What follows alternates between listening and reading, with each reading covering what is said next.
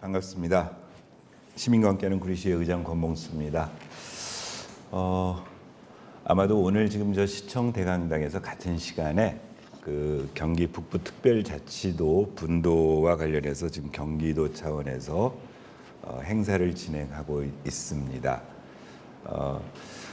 지난번에 한번 전체적으로 그 경기도 북부에 있는 시군들을 순회하면서 경기도에서 특별자치도 분리 문제와 관련해서 쭉 그 시민 설명회를 가졌었는데, 이제 제한된 시간 내에 전체적으로 그 비전을 발표하다 보니까 각 시군별 비전을 그냥 쑥쑥 지나가 버리니까 지금 아마 도지사님의 특별 지시로 이제 각 시군을 순회하면서 그 해당 시군, 그러니까 특별자치도로 경기 북부 특별자치도로 분도가 됐을 때, 새롭게 됐을 때 그 각 시군별로 그 해당되는 어떤 뭐 비전 문제들, 발전 과제 문제들을 아마 설명하고 시민들의 의견을 듣는 그런 공청회 자리를 하고 있어서 지금 저도 사실은 거기 가서 좀 들어야 되는데 양해를 구하고 부의장님이 대신 가셔서 듣기로 하고 이렇게 와 있습니다. 지난주에 이어서 이번 주에 이렇게 다시 의정 브리핑을 하게 되었습니다. 추석 연휴, 개천절, 또 시민의 날 등으로 이제 한 2주 이상 주례 보고를 못 하다가 지난주에 주례 보고 했고요. 어제도 집행부에서 총 8건의 보고를 받았습니다. 총 8건 중에 2건은 의회가 집행부에게 보고를 요구했던 건이었고, 나머지 6건이 개정 조례안, 의견 청취안, 민간이 답 변경 동의안 등 6건이 집행부에서 가지고 온 안건입니다. 지난주에 오늘 안 오셨는데 지난주에 우리 기자님께서 시간이 너무 길다, 그래서 하여튼 최대한 오늘은 그 30분 내에 한번 설명을 마치고 좀 보충 우리 기자님들이 물어보시는 건 좀 더 자세하게 제가 설명드리고, 그 주례보고와 관련된 설명이 끝나고 나면은 의회 관련해서 저희 국외연수권에 관해서 브리핑을 좀 해드리고, 저희가 다음 주 수요일 11월 1일 날 임시회, 저희 330회 임시회가 지금 잡혀 있는데 의사 일정에 관해서 간단히 설명드리는 것으로 오늘 정례 브리핑을 진행하도록 하겠습니다. 아까 말씀드렸던 것처럼 어제 주례 보고에서 먼저 2건은 시의회에서 집행부에게 보고를 요구했던 사항입니다. 하나가 평생학습과 소관 청소년재단 현안사항 보고와, 두 번째가 도시개발과 소관사항으로 그 구리 도시공사 관련해서 그 캠핑 축제 관련한 민원이 있었는데, 이 민원에 관한 대응 현황 및 향후 계획을 좀 보고해달라고 요청을 했었습니다. 먼저 그 청소년재단 관련해서는 저희 구리시의회 들어오시면은 혹시 의회의 바란다라는 이런 항목이 있고, 이 의회의 바란다에 지난 그 10월 10일 날 아주 장문의 민원이 들어왔습니다. 제가 그 전에 브리핑 시간에도 한번 저희 이미 청소년재단으로부터 보고를 받았었는데, 청소년재단이 뭐 직원 징계 문제와 관련해서 여러 가지 소송 그 상황이 됐는데, 이제 그 부분에 관해서 민원인이 답을 요구했어요. 아주 장문으로 한 4개 항목에 걸쳐서 답변을 요구했고, 의회 입장에서는 해당 민원을 집행부로 이관해서 설명을 들었는데 그야말로 한 장짜리로 짧게 이렇게 답변이 와가지고 이렇게 공지를 했습니다. 근데 의회에서 봐도 이 답변 가지고는 도대체 이 사항에 대해서 잘 이해를 못하겠다. 그러니까 가지고 와서 좀 자세히 설명을 해라, 이렇게 요구를 해서 어제 듣게를 됐습니다. 일단 지금 그 저희 의회 홈페이지의 민원 내용은 이런 겁니다. 지난 2021년부터 이게 사실은 이제 재단이 출범하고 나서 2020년에 재단 조례가 만들어지고 출범 정식으로 제대로 이 업무를 시작한 게 2021년인데 2021년 말부터 이제 문제가 발생했던 문제입니다. 당시에 수련관에는 지금 당시에는 청소년 수련관하고 청소년 재단 산하의 청소년 수련관하고 청소년 상담센터가 존재하고 있는데, 이제 상담센터 쪽에서 여러 가지 문제들이 발생을 해서 대표적인 게 일단 당시에 센터장이었던 분을 뭐 재계약을 안 하고 징계를 하게 된 건에 대해서, 그다음에 또 한 건은 그 당시에 상담센터에 계시던 직원 두 분에 관한 징계건에 관해서 분쟁이 생기기 시작했었고, 그 분쟁이 진행되는 와중에 이제 시장이 바뀌었던 거죠. 그러니까 재단 이사장이 바뀌게 된 거였는데, 핵심은 그 두 건, 당시에 상담센터장과 직원 2명에 대한 건들이 징계를 했고, 이분들이 그 징계에 불복해서 지방노동위원회와 중앙노동위원회에 이제 제소를 했는데 전부 다 직원들이 이긴 겁니다. 직원들이 이겼고, 그런데 그래서 이 진노위하고 중노위에서 그 직원들 편을 손을 들어줬는데, 현재 시에서는 이제 현재 이 재단 이사장인 백경현 현 시장이 재단 이사장인데, 재단에서는 이 진노위와 중노위의 판정에 불복해서 지금 행정소송을 제기해 놓은 상태였고, 이 부분을, 이 민원을 제기하신 분은 실제 진노위나 중노위에서 판단을 했으면 이 판단을 수용하는 게 마땅한데, 막대한 시민의 세금을 들으면서 행정소송을 하는 것은 되게 감정적인 불필요한 대응 아니냐, 이런 이제 그 민원을 제기했었고요. 그러다 보니까 어떤 일이 생기냐면은, 올해 청소년재단의 예산서를 보면은 이 법률 관련 비용이 100만 원이 편성되어 있었는데 2024년도 예산에는 3천만 원을 계상할 수밖에 없다. 이제 이 부분은 결국은 이렇게 소요되는 시민의 세금이 청소년을 위해서 쓰여져야 될 자금인데 잘못 쓰여지고 있는 거 아니냐, 이제 이런 게 민원의 핵심이었습니다. 청소년, 어제 그 평생학습과장과 청소년재단 대표이사 및 사무국장이 배석해가지고 설명을 들었는데, 일단 그 청소년재단과 평생학습과의 입장은 진노위와 중노위의 판정에도 불구하고 납득 못할 부분이 있어서 그 법원의 판단을 받아볼 수밖에 없다.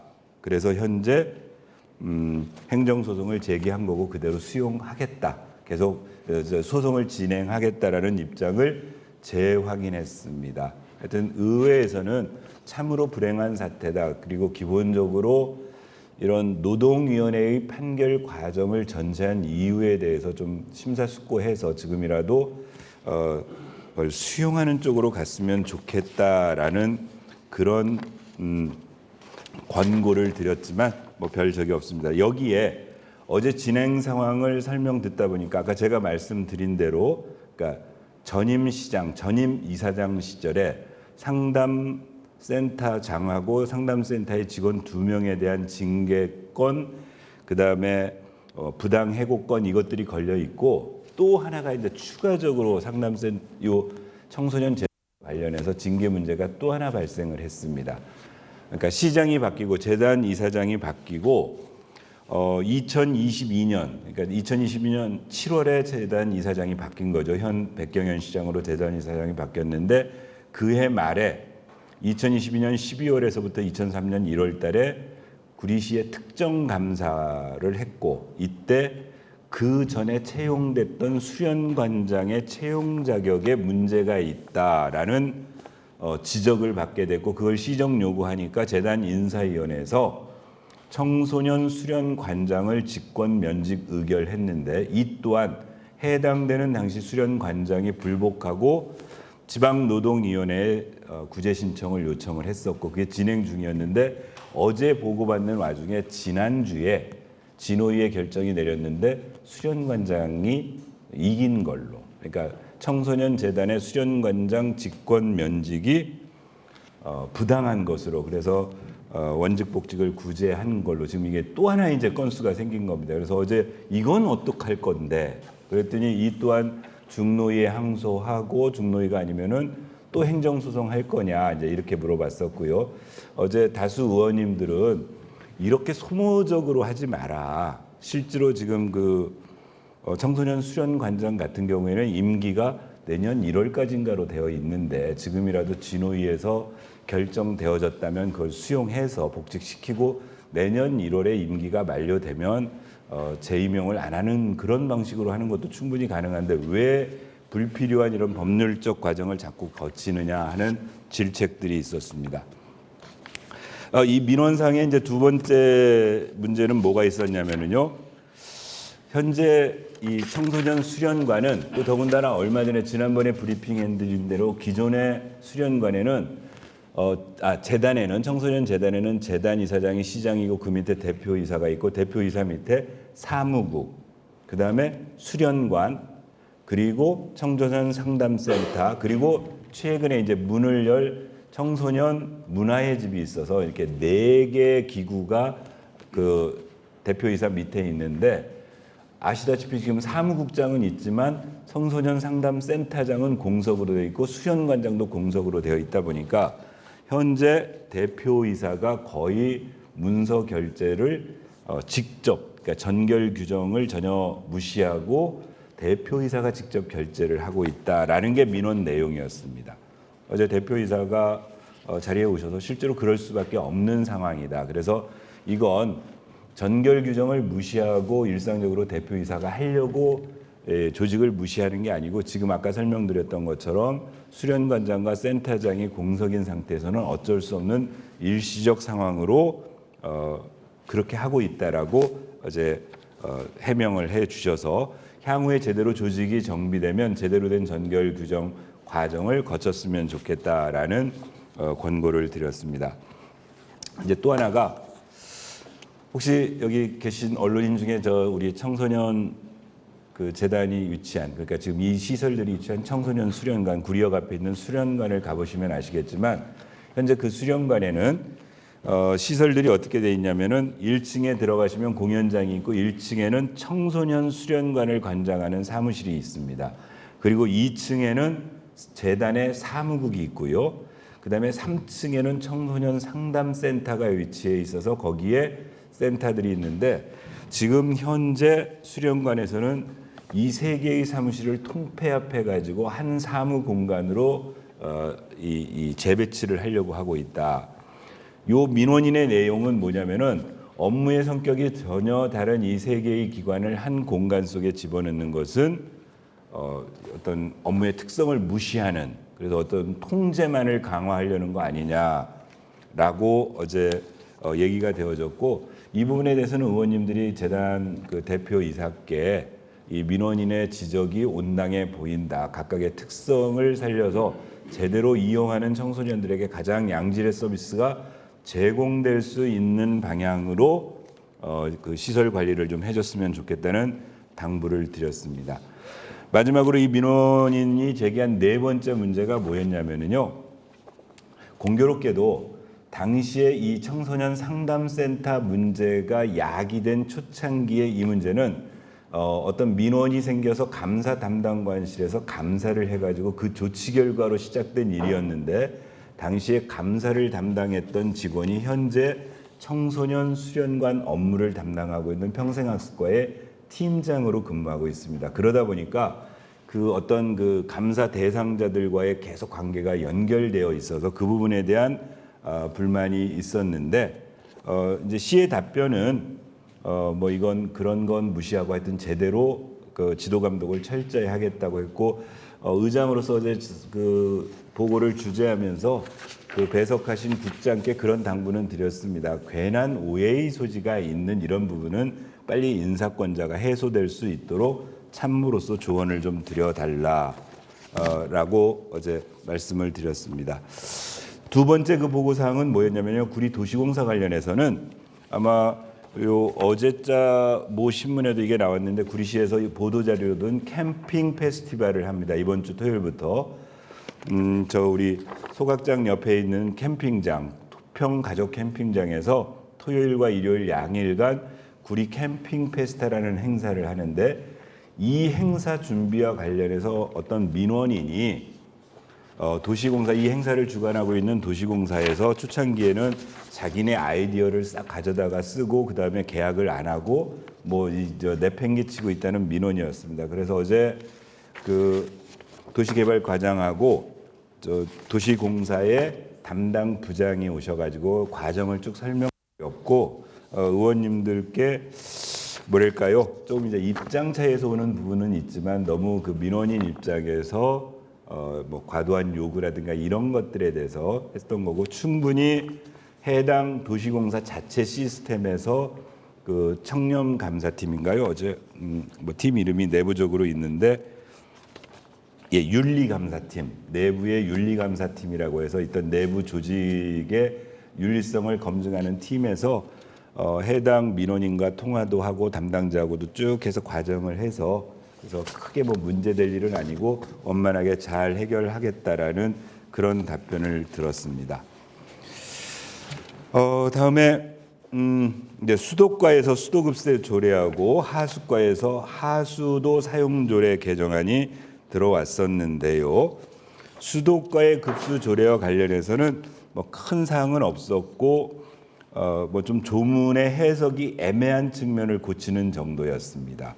예를 들면 현재 조례에는 그 주 계량기 이후에 그러니까 무슨 얘기냐면은 가정으로 들어오는 수돗물을 계량하는 계량기 이후 집 안쪽의 부분은 문제가 생겼을 때 개인이 부담하고 거기까지는 이제 시민들이 시가 부담하도록 되어 있는데 그 이유라는 부분 때문에 논란의 소지가 있어서 그걸 계량기부터에로 고치면은 저 해석이 원만하다는 거 하나랑 그다음에 또 하나는 저희가 지금 시에서 이 출산 문제 때문에 그 전에 다자녀 혜택을 대부분 세 자녀 이상으로 줬었는데 이거를 두 자녀로 낮추는 일괄 조례도 저희가 지금 제정해서 만들었었고 요 지금 해당 조례에 세 자녀 이상으로 되어 있는 감면 내용을 두 자녀로 고치는 것 이게 주요 내용이었습니다. 특별한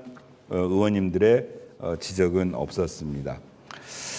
다음 하수과에서 구리시 하수도 사용 조례에 관해서 이제 가지고 오셨는데요. 핵심 내용은 하수도 사용료를 인상하겠다는 내용이었습니다.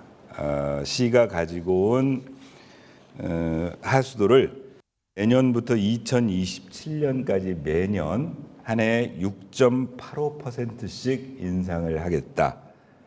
그다음에 또 하나는 그게 한 축이고 또 하나는 아까 수도과에서 개정했던 것처럼 하수도 사용료도 다자녀 규정을 세 자녀에서 두 자녀로 바꾸는 이제 그게 두 개 핵심 내용이었습니다. 그래서 후 두 번째 안에 대해서는 뭐 이미 설명이 된 거니까 당연히 해야 될 일이었는데 요 하수도 사용료를 인상하는 것과 관련해서는 이제 많은 논란이 좀 있었습니다. 일단 어떤 지점이 있었냐면은 이제 통상적으로 그 전에는 조례에서 매년 익년도에 인상 요인이 생기면은 하수과에서 내년도 하수도 사용료를 조정해가지고 가지고 왔었는데 이제 그동안 연역을 보니까 지난 2020년에 두 해 2개년도를 19년도에 2020년하고 2021년 두 해년도를 인상하는 안을 한번 조례를 통과시킨 적이 있었고 올해는 4개 년도에 걸쳐서 인상하겠다는 안을 가지고 온 겁니다. 일단 이게 복리의 마술이라는 표현인데요.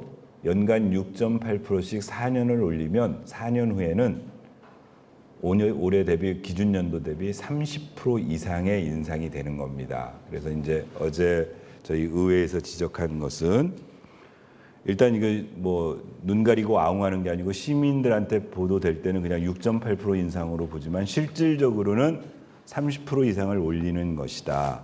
이건 좀 부당해 보인다. 두 번째, 이 인상의 이유가 뭘로 설명을 하냐면 현재 하수도 사용료는 현실화율이 그러니까 시민들이 부담하는 하수도 사용료하고 그 하수를 처리하기 위해서 들어가는 비용 대비를 하면 구리시 같은 경우에 현실화율이 약 40% 정도밖에 안 된답니다. 그래서 전체 경기도 31개 시군 중에 약 한 14위 정도 중간 정도 저희가 한 47.9% 정도이기 때문에 시의 목표는 이 현실화율을 약 한 70%까지 끌어올리기 위해서 이렇게 4개년에 걸쳐서 인상을 시키면 목표 년도인 2027년이 되면은 약 한 70%까지 현실화율이 될 것 같다라고 설명을 했는데 이제 저희 의회에서는 일단 시민들에게 부담을 이렇게 4개년에 일시적으로 30% 이상을 지우는 것은 무리해 보인다. 두 번째, 현실화율은 요금을 올리는 만큼 거기에 들어가는 비용을 줄이면 현실화율이 올라가는데 비용을 줄이려는 시의 의지나 노력에 대해서는 전혀 언급 없이 그냥 시민들한테 무조건 가격 올려서 현실화하겠다는 것도 온당치 않아 보인다. 그다음 그러니까 원가 절감하고 실제로 이 사용료를 줄일 수 있는 그런 방안을 연구해오고 이거는 본회의에 상정하기 전에 기본적인 방침을 다시 받아서 여하튼 시의회 입장에서는 우리 시민들에게 30% 이상 인상하는 것은 불가하다. 그러니까 뭔가 대책을 가지고 오라고 어제 말씀드렸습니다.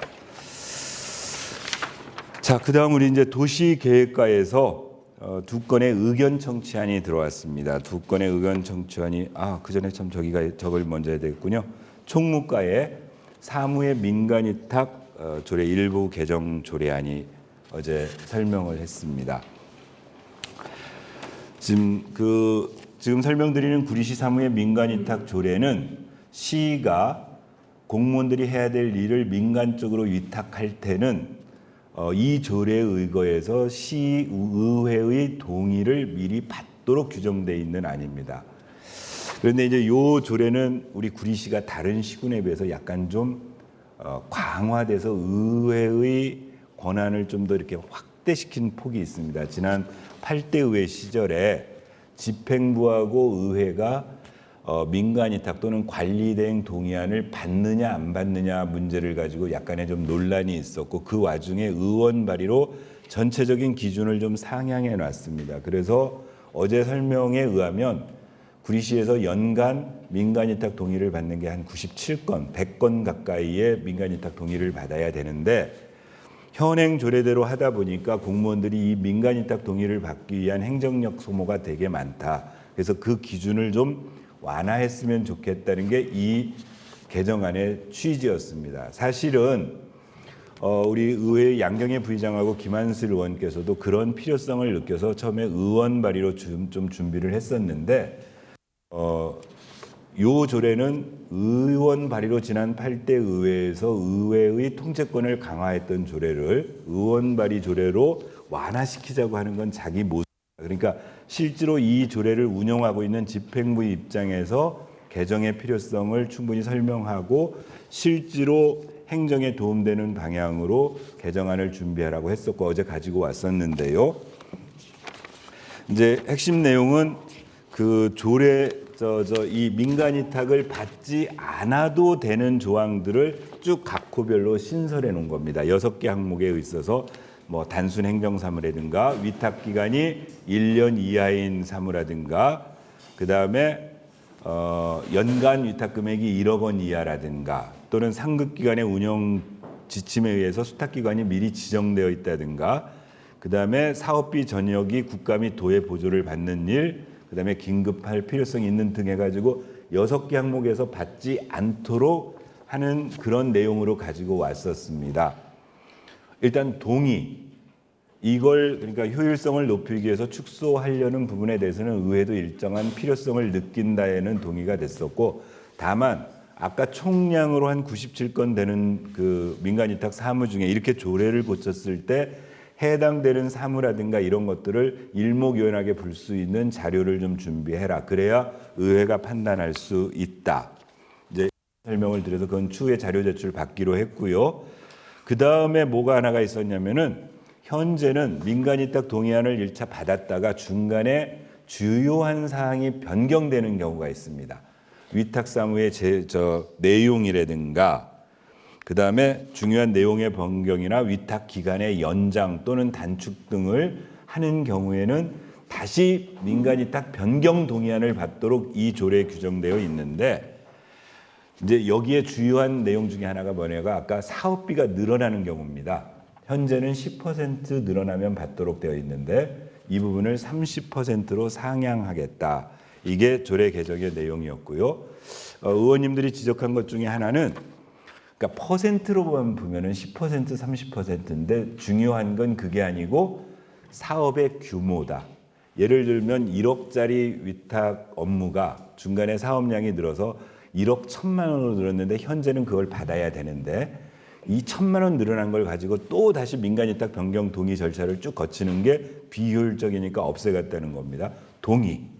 그런데 만약에 사업비가 30억짜리 그래서 30억인데 그 30억이 지금은 33억 이상으로 올라갈 때는 의회의 동의를 받으라고 그랬는데 이대로 30%로 하면은 39억까지는 받지 않는 게 돼버리니까 이걸 일괄해서 해서는 안 되지 않느냐. 사업의 규모에 따라서 기준을 달리 정할 필요가 있다. 이게 어제 의회의 지적이었습니다. 자, 그다음에 이제 도시계획과에서 두 건의 변경안 의견 청취안을 가지고 왔습니다. 하나가 도시관리계획 해가지고 현재 우리 구리시가 가지고 있는 도시관리계획 중에 용도구역, 개발제한구역에 있는 용도구역을 결정할 게 있다, 변경할 게 있다. 그래서 그거를 의견 청취를 받아야 되겠다고 얘기를 했습니다. 핵심 내용은 이제 이런 겁니다. 저 어제 설명 듣다 보니까 지난 2021년에 구리시에서 개발제한구역 재정비 용역이라는 용역을 발주해서 현재 구리시가 관리하고 있는 개발제한구역을 어떻게 좀 정비할 것인가 하는 종합적 용역을 실시하고 있어서 쭉 조사를 하다 보니까 관련 법령에 의하면 개발제한구역 지정 및 관리에 관한 특별조치법 시행령 제2조 3항에 보면 개발제한구역 안에 있는 기반시설, 이제 개발제한구역이 있었는데 나라나 시가 필요에 의해서 기반시설, 도로, 철도, 하천, 개수로 등의 기반시설을 설치하다 보니까 뭐랄까 이렇게 섬처럼 단절되는 토지가 생긴다는 겁니다. 그게 법률적 여기 도시계획적 용어로 단절토지라고 한다는 거고요. 또 하나는 그 개발제한구역 경계선이 이렇게 관통하는 그런 용지가 생기는데 그게 경계선 관통대지라고 하는데 이 단절 토지와 경계선 관통대지는 법적 규정 요인에 맞추면 이걸 풀어줄 수 있도록 개발제한구역에서 해제할 수 있도록 법에 되어 있고 조금 전에 설명드린 그 개발제한구역 재정비 용역을 실시하다 보니까 해당되는 그런 대상이 구리시에 3군데가 발견됐다. 그 3군데 중에 2개가 단절 토지고 하나가 경계선 관통대지. 그래서 그 단절 토지 하나는 저 인창동 저기 뭐라고 하나요? 아름마을 저 위쪽 군부대 가는 그 어간 쪽에 도로로 인해서 단절 토지된 게 약 한 9,961해배니까 한 3,000평 정도 되나요? 한 그 정도 되는 토지가 단절 토지가 되어 있으니까 이거는 개발제한구역에서 해제해야 되겠다. 또 갈매동 역세권 개발구역을 하다 보니까 거기에 도로가 나면서 아까 단절 토지로 된 해당 토지가 발생을 했는데 그것도 한 11,000제곱미터 정도를 개발제한구역에서 해제하겠다. 그다음에 토평동에 경계선 관통대지에서 그 전에 해제할 때 경계선이 이렇게 관통하는 토지가 있는데 그건 작습니다. 한 559해배 정도의 요 3개 토지를 제한구역에서 해제된다. 개발제한구역에서 해제된다고 해서 일반 대지가 되는 게 아니고 개발제한구역에서 자연녹지로 관리되고 있는 개발제한구역인데 제한구역만 하고 용도는 자연녹지로 그렇게 해서 그 3구역을 변경하는 데 대한 의견 청취 요구가 하나 있었고요.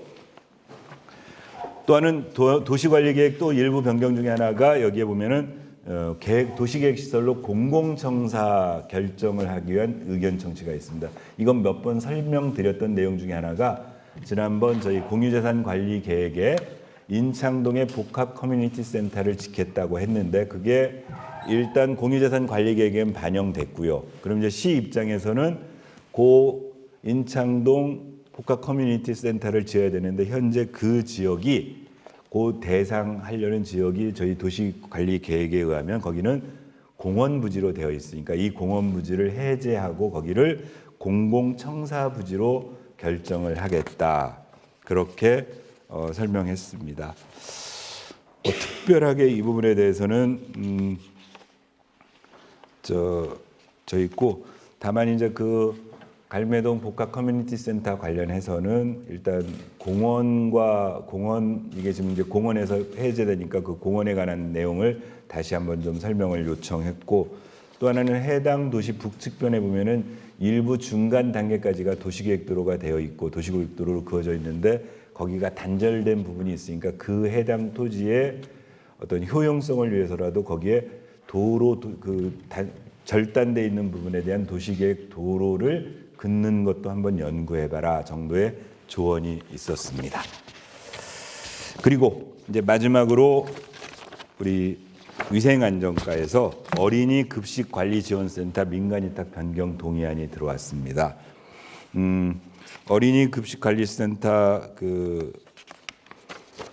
지원 조례는 현재 어린이 급식관리지원센터가 있고요. 근데 이제 이게 변경 동의안인데 왜 변경 동의안이냐면 원래는 구리시 어린이 급식 지원 관리 지원센터라는 이름으로 올해 1월 1일부터 3년간 2025년 12월 31일까지 이미 민간위탁을 하고 있는 상황입니다. 그런데 중간에 그전에 현재 구리시에는 어린이 급식 관리 지원센터가 있고요.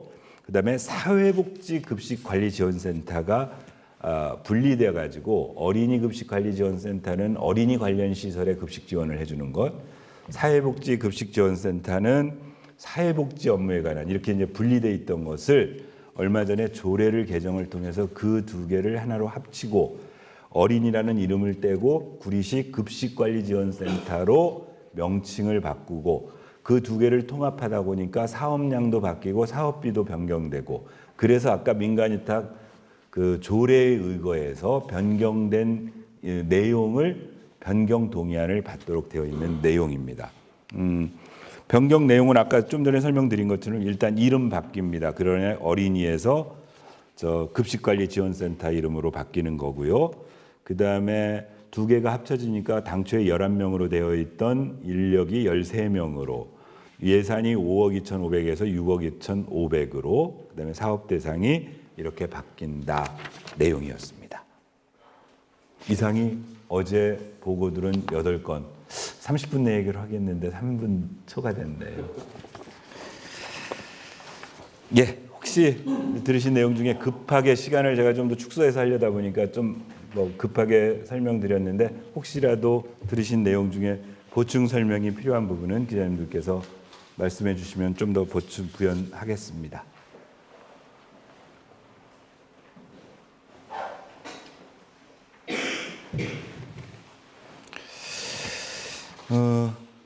예, 없으시면 일단 이제 어제 그래서 이 8건 중에 뭐 일부는 다음 주에 열릴 임시회 때 안건으로 올라올 건도 있고요. 이제 또 하나는 나머지는 저희가 11월 29일부터 조례에 의해서 2차 정리회를 하도록 되어 있는데 2차 정리회 때 상정돼서 처리해야 될 안건도 있고 그렇습니다. 그러면 이제 어제 주례 보고에 관한 건은 이렇게 설명을 마쳐도 괜찮겠습니까? 네. 일단 이제 나머지 유인물로 나눠드린 것 중에 하나가 다음 주 수요일 11월 1일 열릴 제330회 임시회 의사 일정 하나 배포해 드렸습니다. 다음 주 수요일 하루 일정으로 열릴 예정이고요. 일단 의원 발안 조례가 2개가 있습니다. 의원 발의 조례가 김한슬 의원의 구리시 마약류 및 유해약물의 오남용 예방에 관한 조례안, 이건 재정 조례안입니다. 그다음 이경희 의원이 발의하신 구리시 횡단보도 야간 보행자 안전을 위한 투강기 설치 조례안. 그냥 제목 그대로의 조례라고 보시면 될 것 같습니다. 특별한 내용은 없을 거고 해당 내용에 대해서는 나중에 요 임시회가 끝나고 그 다음 주에 의정 브리핑할 때 세부 내용이 필요하시면은 제가 보고를 더 드릴 거고요. 그다음에 이제 5번부터 쭉 19번까지 집행부에서 이번 그 처리를 요구한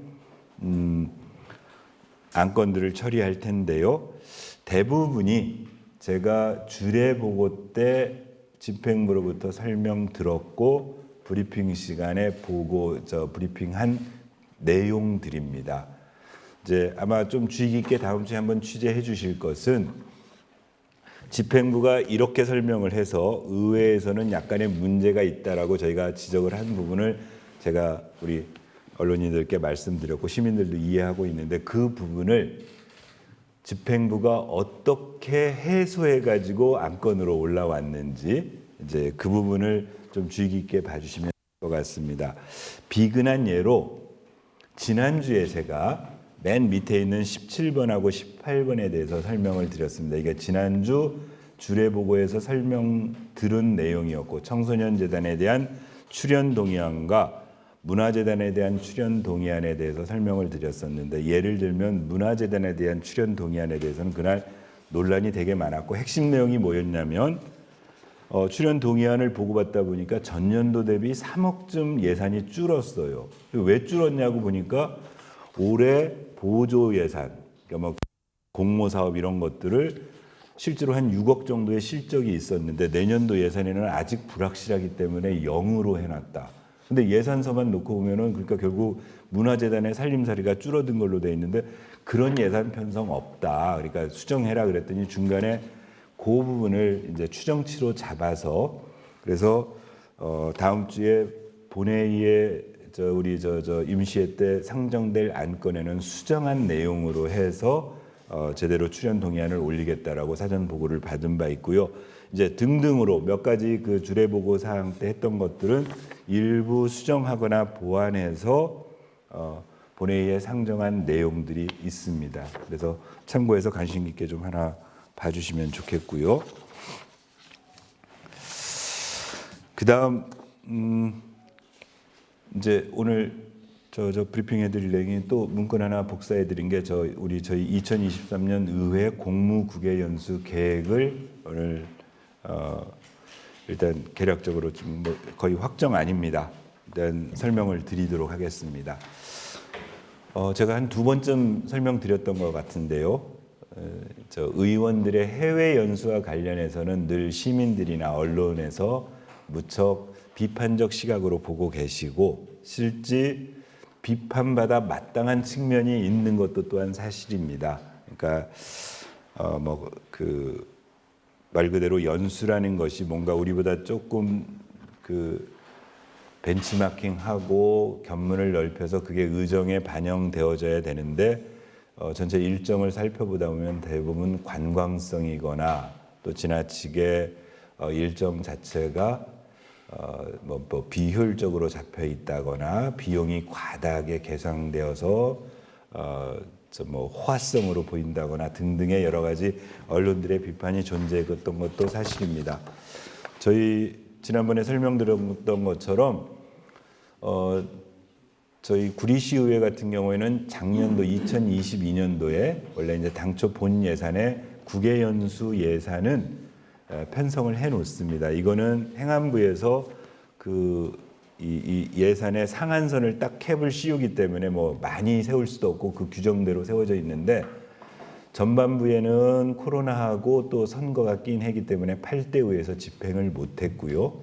저희 7월 1일부터 출범한 9대 의회에서도 작년도에는 해외 연수를 가지 않아서 전액 예산을 반납한 바가 있습니다. 그리고 이제 올해 똑같이 예산을 세웠었고 이제 국외 연수에 대해서 의원님들과 심도 깊게 여러 가지 고민들을 나누었습니다. 어떻게 해야 정말 연수다운 연수 그리고 시민들에게 지탄받지 않은 연수, 의정 활동에 도움되는 연수를 갈 수 있을 것인가에 대해서 고민을 했었고 제가 언젠가 여기 의정 브리핑할 때 서울시 의회에 당시 무슨 위원회인가요? 위원회에서의 그 모범 사례도 좀 저희도 보면서 저희도 그런 노력을 같이 기울이자 그렇게 저희가 결의를 했었고 그 준비를 했었는데 그러다 보니까 시간이 많이 걸렸는데 시기적으로 갈 수 있는 시기가 12월 정례회가 저희가 11월 20일부터 12월 6일, 8일 그 어간에 2차 정례회가 끝나고 나면 12월 11일부터 그 다음 주간에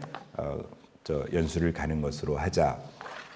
그래서 당시 설명드렸던 것처럼 처음에는 정은철 의원하고 김한슬 의원 그런데 나중에 김한슬 의원이 사정이 있어서 김영현 의원으로 고쳐서 두 분의 의원님이 이 연수와 관련돼서 발전적 방향을 좀 준비하시도록 그랬는데 이제 저희들 컨셉은 어떻게 했냐면은 실제로 가서 그 선진 사례를 보는 것도 우리 시에 실제 도움될 수 있는 그런 아젠다를 선정을 해보자. 그래서 이제 되게 아젠다 선정했던 게 두 가지였습니다. 하나는 다 아시겠지만 현재 구리 그 농수산물 공사의 구리 농산물 도매 시장이 전임 시장 때는 저 산호동 쪽에 푸드밸리, 그다음에 현임 시장이 돼서는 뭐 테크노밸리 해가지고 지금 도매 시장 이전하는 건 시장이 바뀌었어도 기정사실화돼 있는 그렇게 지금 추진하고 있기 때문에 이 농수산물 도매 시장과 관련해서 의원님들이 좀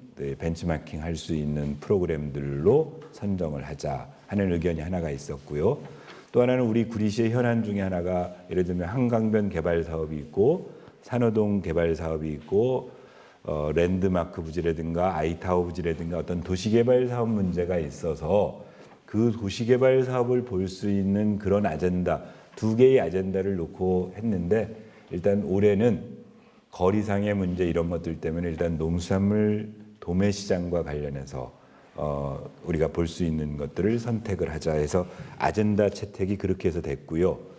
또 하나는 이제 저희끼리 그냥 의원들끼리 가가지고 이게 상대적으로 전문성이나 이 부분이 없는 상태에서 보는 것보다는 그 농수산물 이전과 관련된 문제는 그 주체인 농수산물 공사, 그다음에 시 그리고 의회가 같이 보고 뭔가 그 개선할 수 있는 그런 것들을 찾는 것이 보다 바람직하겠다. 그래서 기본 컨셉을 그렇게 했습니다. 의회 연수에 농수산물 공사하고 시 집행부도 함께 할 수 있도록 계획을 세우자. 그래서 일단 의원 7명, 의원 7명 중에 8명입니다. 의원이 8명인데 한 명은 남아야 돼가지고 한 명은 남기로 하고 그래서 7명만 가는 것으로 그렇게 했습니다. 그러면 직원 현재 4명 내지 5명 그리고 아까 설명드린 대로 집행부하고 농수산공사의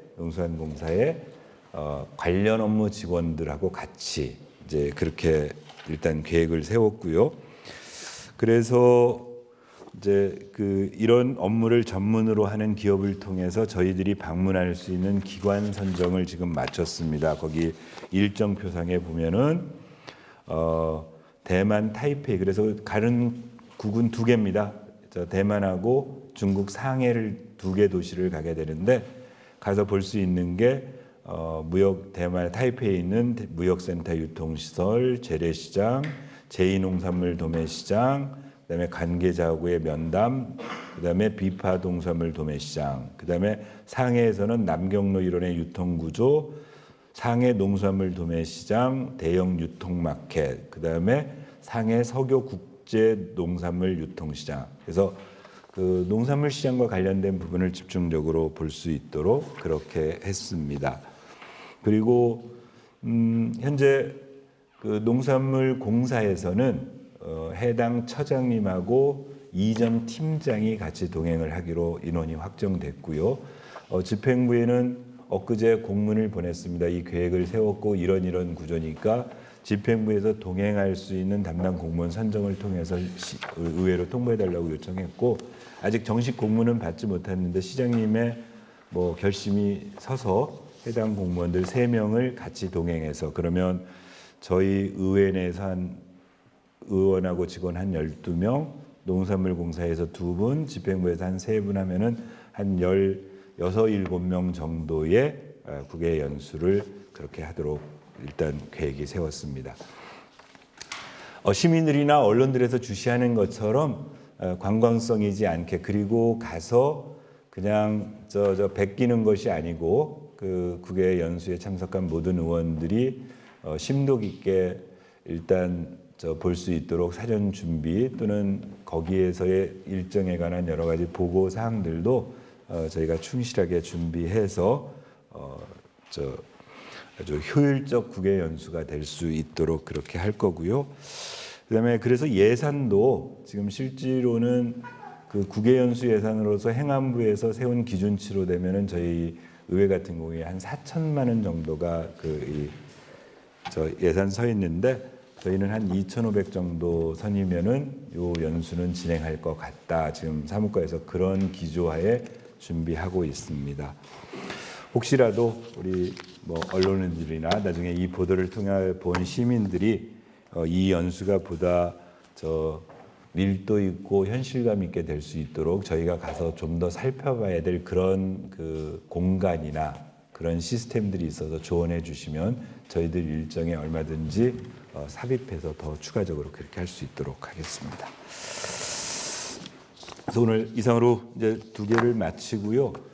그래서 다음 주에는 제가 오늘 이렇게 생각을 해봐도 아무래도 오전 중에 저 임시의 일정을 끝내는 건 불가능할 것 같습니다. 총 19건의 안건인데 오전 중에는 끝나는 건 불가능할 것 같고, 그러면 2시에 오후 회의를 계속 진행해야 될 상황이 생겨서 다음 주 의정 브리핑은 못할 것 같고, 그 다음 주 의정 브리핑 시간에 이제 의결된 내용들에 대해서는 다시 한번 브리핑할 수 있도록 그렇게 준비하도록 하겠습니다.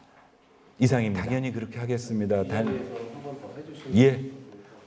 당연히 다녀오면 뭐 결과 보고서 또 소위 그 보고서 내용은 당연히 그 정보 공개하는 거니까 하고, 필요하다면 그 부분에 대해서 제가 브리핑 시간에 요약해서 브리핑할 수 있도록 그렇게 준비해서 하겠습니다. 그래서 저희도 의원님들 간에 이제 뭐 서로 그런 결의는 했어요. 그러니까 조금 저기인데 공식적인 하면 쪽팔리지 말자. 그러니까 무슨 이거 가지고 뭐 어디 가서 관광성 해가지고 외국 못 가서 속된 말로 환장한 것도 아니고, 다 요즘 웬간하면 다 외국 가고 하는데 뭐 이것 때문에 막 그렇게 할 이유 없고, 본연의 원래의 국외 연수 비용을 세운 그 목표에 충실하게 해서 떳떳하게 하자는 뭐 그런 공감대가 있었고, 이제 다만 이렇게 보고 와서 얼마나 현실적으로 그게 도움될지는 이제 의원님들 각자의 노력이고, 저 또한 저도 갑니다. 지정 생존자는 다른 분이셔서 저도 가는데, 저 또한 가서 그 시민의 세금으로 갔다 온 여행인 만큼 실제로 그 연수를 통해서 제 견문이 넓어지고 어떤 작은 아이디어라도 실제로 도움되는 방향으로 그렇게 떳떳하게 할 수 있도록 그렇게 준비하도록 하겠습니다.